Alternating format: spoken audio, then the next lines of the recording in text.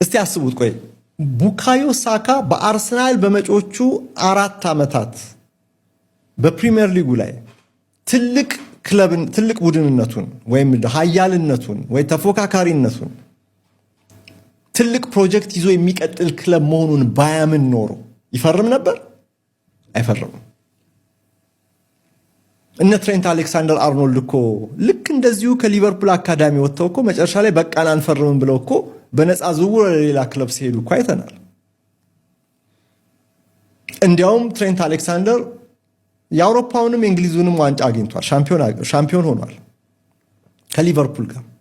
እዚህ ጋር ያልተሳካ ገና ያላሳካው ዓላማ አለ ይሄ ልጅ በልጅነት ክለቡ ግን ፈላጊው ብዙ ነው ልውጣ ቢል እና አንድምታው ራሱ የሚያሳየው አሁን ቡካዮ ሳካ እቀጥላለሁ ብሎ ለመፈረም መስማማቱ በቀጣዮቹ ዓመታትም አርሰናል እንዲሁ ለርሱ በሚመጥነው ተፎካካሪነት ደረጃ ላይ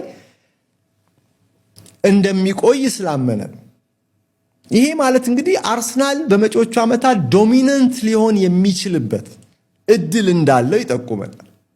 ሳካ፣ ማጋሌስ፣ ዋኔሪ፣ ሉዊስ ስኬሊ እነዚህ ኮንትራታቸውን ያራዘሙ ተጫዋቾች ሁሉ አሁን ያሉበት አሁን ሳሊባና ማጋሌስን ካያችሁ የወቅቱ ኮከቦች ናቸው። እነዛኞቹ ደግሞ የመጪዎቹ ዓመታት ከዋክብት ሊሆኑ ይችላሉ ተብሎ ተስፋ የተጣለባቸው ናቸው እና አንጋፋ ልምድ ያለውና ወጣት ተቀይጦ አብሮ በቀጣዮቹ ዓመታት ከአርሰናል ጋር ሊያድግ የሚችልበት ቡድኑን ይበልጥ ተፎካካሪ ሊያደርግ የሚችልበት እድል እንዳለ እነዚህ ተጫዋቾች ለመፈረም የተስማሙት ወይም የፈረሙት ኮንትራት ይነግረናል።